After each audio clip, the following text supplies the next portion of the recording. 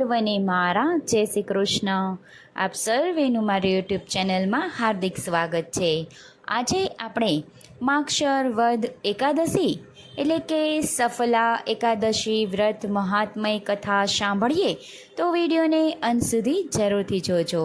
અને જો ચેનલમાં નવા હોય અને ચેનલને સબસ્ક્રાઈબ ના કરી હોય તો જરૂરથી કરજો. યુધિષ્ઠિરે પૂછ્યું, હે પ્રભુ, હે સ્વામી, હે જનાર્દન, માગશર શીર્ષવદી એકાદશીનું શું નામ છે, તેનો કેવો પ્રકાર છે અને તેમાં કયા દેવનું પૂજન કરવું એ મને વિસ્તારથી કહો. શ્રી કૃષ્ણએ કહ્યું, હે યુધિષ્ઠિર, હું જેવો એકાદશીના વ્રતથી પ્રસન્ન થાઉં છું તેવો ઘણી દક્ષિણાવાળા યજ્ઞોથી પણ પ્રસન્ન થતો નથી.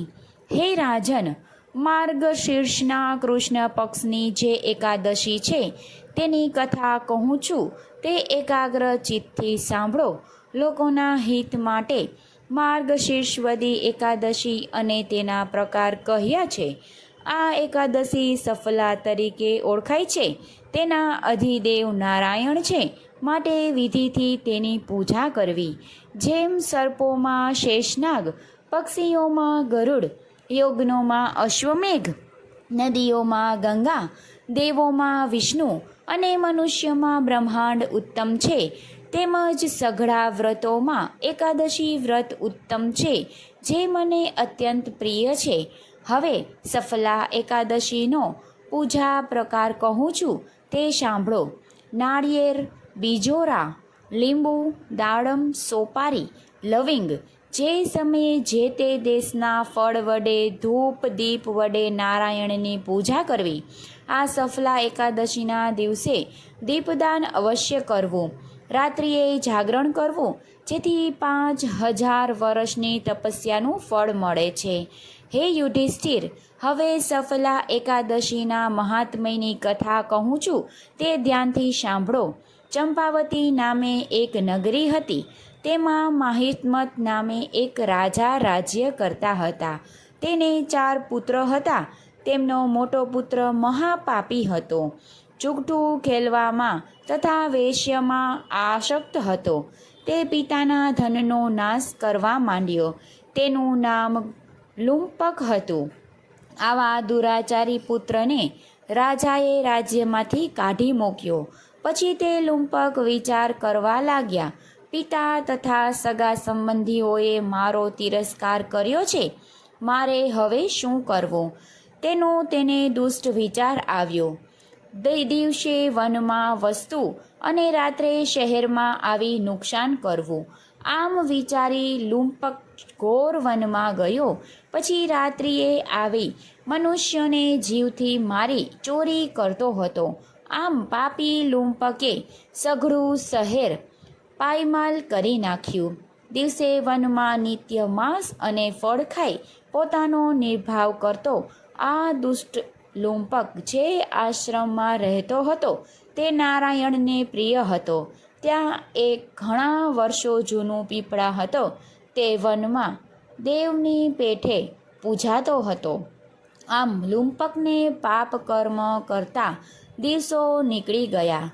એમ કરતાં માર્ગશીર્ષ માસની સફલા એકાદશીનો દિવસ આવ્યો. આગલી રાત્રિમાં ટાઢ ઘણી પડવાથી ધ્રુજી અને વસ્ત્ર વગર ઘણી પીડા થઈ. તેથી તે પીપળા તળે બેઠો, પણ નિંદ્રા આવી નહીં. આવી રીતે ટાઢમાં ઠઠઠતા આવી રાત નીકળી ગઈ. આ દિવસ સફલા એકાદશીનો હતો. જ્યારે બપોર થઈ ત્યારે ઊંઘમાંથી ઉઠવાનું ભાન આવ્યું. પછી પાંગણાની પેઠે વનમાં ફરવા લાગ્યો. ભૂખ ખૂબ જ લાગી હોવાથી પૃથ્વી પર પડેલા ફળ લીધા. ધીમે ધીમે પીપળા નીચે આવ્યો. ત્યાં તો દિવસ આથમવા લાગ્યો. દુઃખનો માર્યો વિલાપ કરવા લાગ્યો. પછી લાવેલા ફળો પીપળાના મૂળમાં મૂક્યા અને બોલ્યો, આ ફળોથી હરિ ભગવાન પ્રસન્ન થાઓ. એવી રીતે શ્રી હરિને ધર્યા અને પોતે બેસી રહ્યો. તે રાત્રિમાં તેને નિંદ્રા આવી નહીં. હે યુધિષ્ઠિર, તેથી નારાયણે સફલા એકાદશીમાં તેનું જાગરણ માન્યું અને તેને પેલા ફળ ધર્યા તેથી પૂજા માની લીધી. આવી રીતે લુંપકે સફલા એકાદશીના દિવસે અજાણતા ઉત્તમ વ્રત કર્યું. તેના પુણ્ય રૂપે રાજ્ય મળ્યું. હવે કેવી રીતે રાજ્ય મળ્યું તે કહેવું હું તે સાંભળો.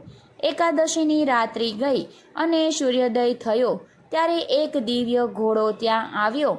તેની ઉપર સઘળી સામગ્રી પર દિવ્ય હતી. તે ઘોડો લુંપકની પાસે આવી ઊભો રહ્યો અને આકાશવાણી થઈ કે હે રાજકુમાર, સફલા એકાદશીના પ્રભાવથી તમે શત્રુ રહિત રાજ્ય મળશે. તારા પિતાની પાસે ચાલ અને રાજ્ય ભોગવ. અને અશ્વ પર ચઢ્યો કે તેનું રૂપ અલૌકિક થયું. લુંપક પોતાના રાજ્યમાં આવ્યો અને પિતાની પાસે ઊભો રહ્યો. પિતાએ તેને રાજ્ય આપ્યું અને ઘણા વર્ષો સુધી સુખ ભોગવ્યું.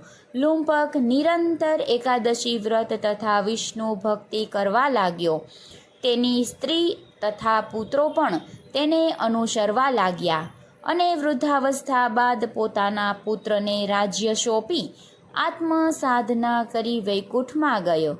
જે મનુષ્ય આ સફલા એકાદશીનું વ્રત વિધિપૂર્વક કરશે તે મનુષ્ય આયુષ્યને અંતે મોક્ષ પામશે.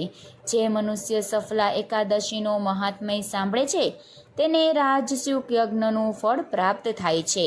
ઇતિ શ્રી કૃષ્ણ યુધિષ્ઠિર સંવાદે માર્ગશીર્ષ કૃષ્ણકાર્ય સફલા નામાવસ્યા મહાત્મય સંપૂર્ણ. સર્વને મારા